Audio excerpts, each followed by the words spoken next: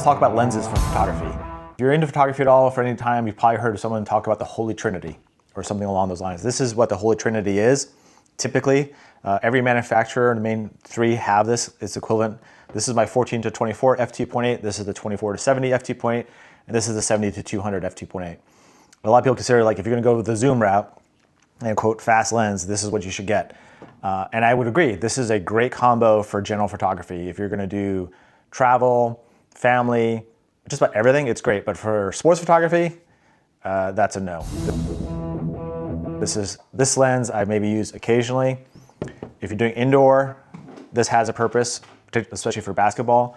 But there's really a different sort of trio, which we'll get into. But this lens is probably going to be the one for sure, I would say, for sports you need. And I think there's a reason why it's one of the most popular lenses for sports photography.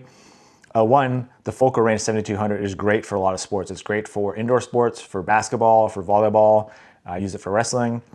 For field sports, it's great for close-up. And so that is one advantage. Another reason why it's very popular is that in the scale of sports lenses, it's probably your cheapest one in terms of price versus aperture and also the weight. This lens here is about 3 pounds. The Sony version is probably the lightest one, but all of them are generally like around 3 pounds or less.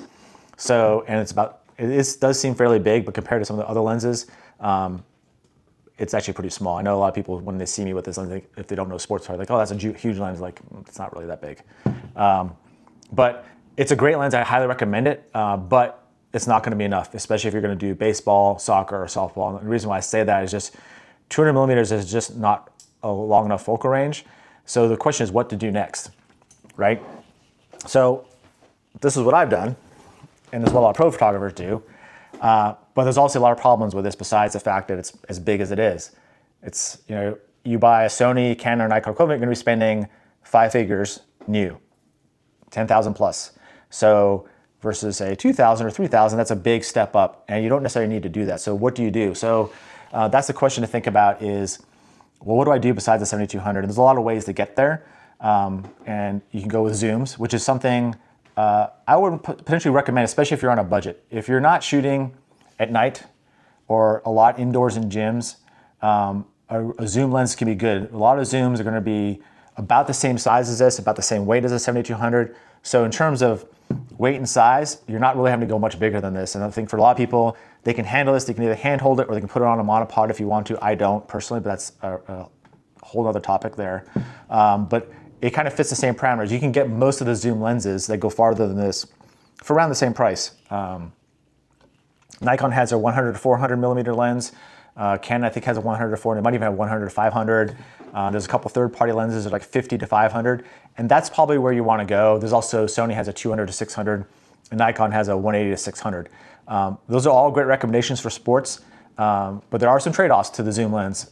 It's not really sharpness. It used to be back in the day with the DSLRs that zoom lenses were always a compromise. They're always less sharp than a prime lens. Yes, you can see still some difference, but it's not quite where it used to be. Zoom lenses, the main thing you're going to be compromising is light. So this lens shoots at f2.8 just like this lens shoots at f2.8 aperture. The zoom lenses typically on the far end, to save weight, are going to probably be a maximum aperture of anywhere from 6.3 to f8, sometimes as high as f11. So you're talking about 2 to 3 stops of less light. What does that mean? Well, for daytime, it really doesn't mean much of anything at all. But when I'm shooting at nighttime, I'm already shooting at 10,000 ISO, sometimes even 20,000 ISO at f2.8. So losing 2 stops of light is just not acceptable. It doesn't even work. So that's something to think about. If you're just shooting youth sports, like majority of games here, like there's very few sports are nighttime sports out here. Even for high school, the only ones that are nighttime sports here are soccer and this is Sacramento area, is soccer and football. Softball and baseball are both done during the daytime. They don't have night games here. And even for like youth and comp soccer or any of that kind of stuff, it's almost all daytime. The really only time you're gonna run into like lighting being an issue is gonna be those sports, specifically like high school soccer and football, which I'm sure a lot of you guys are interested in, and then indoor sports. And I can tell you right now, high school gyms are not lit up the same way as a professional arena. So that's something to think about, but that's why everybody likes this lens, because it's such a great lens to do. But I don't think there's anything wrong with that. That's something to consider. And then I think if you're gonna do that, that's another thing you have to think about too for your sports photography. Are you gonna be a 1 camera person or a 2 camera person? a lot of us use 2 cameras because not just because we're using a prime, but just we need to cover the whole focal range.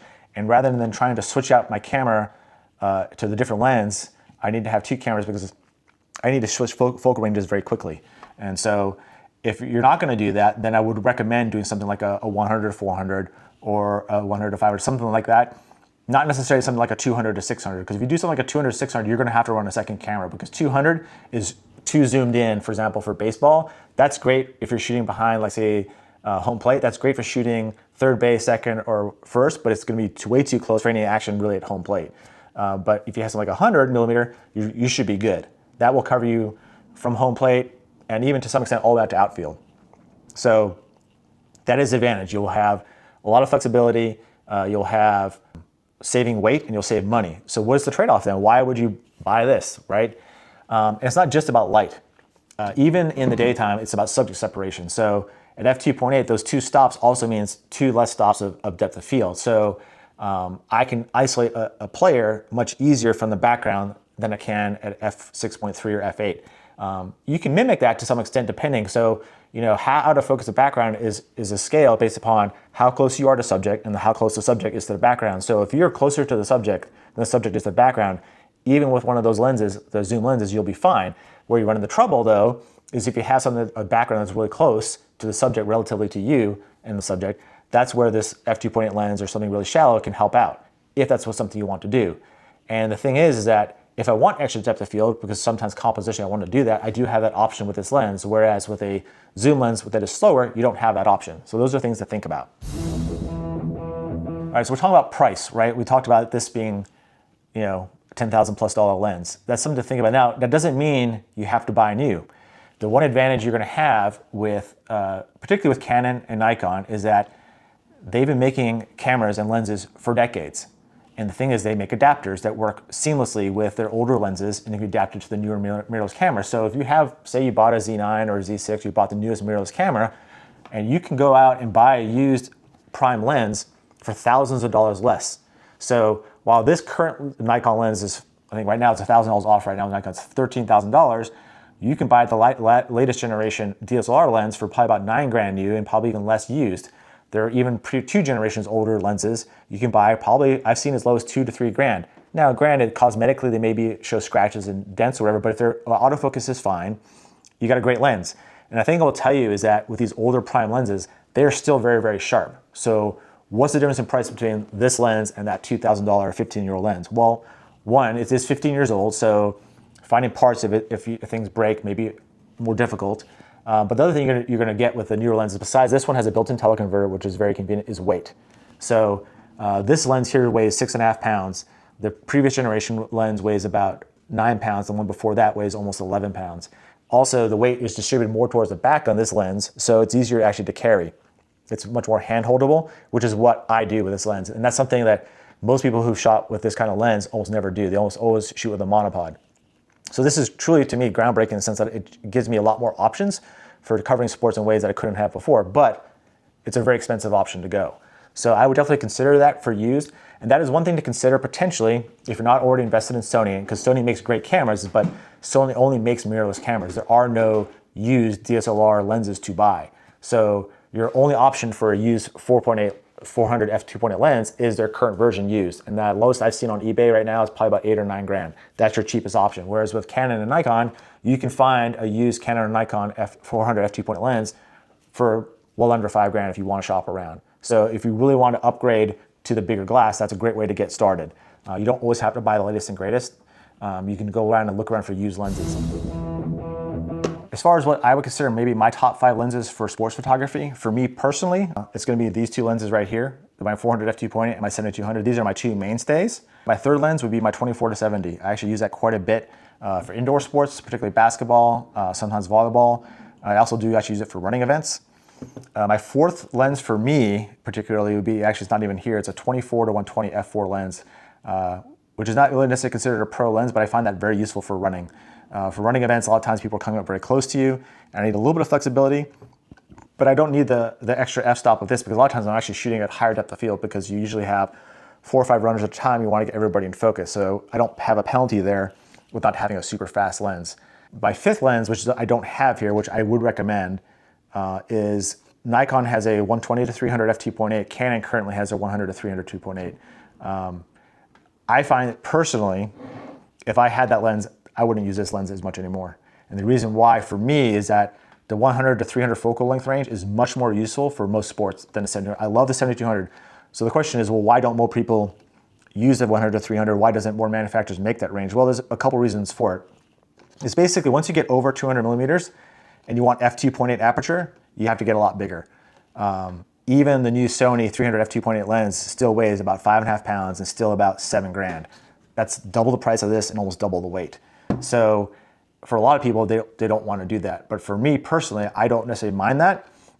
When ends up happening, even with my 7200, I end up finding at 200, I have to crop into my image, even after taking it for infield on softball or baseball. So personally, and I don't really need 70. I'm very rarely shooting at 70 millimeters on sports, as most of the time 100 is plenty. So the reason why I haven't bought the Nikon version is it's still the old DSLR mount. I'm waiting for a newer version. I know they will make technology that improves it because the current 120 to 300 Nikon f2.8 120 to 300 weighs more than this 400.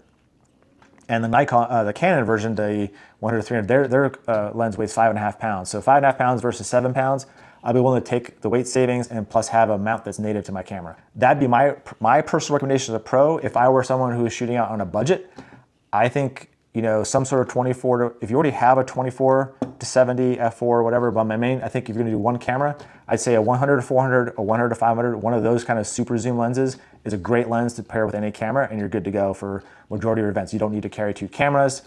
You're really good to go. I know a lot of people like, say, the 200, 500, or 180 to 600. I consider that more of a specialist lens when you need to get really, really far.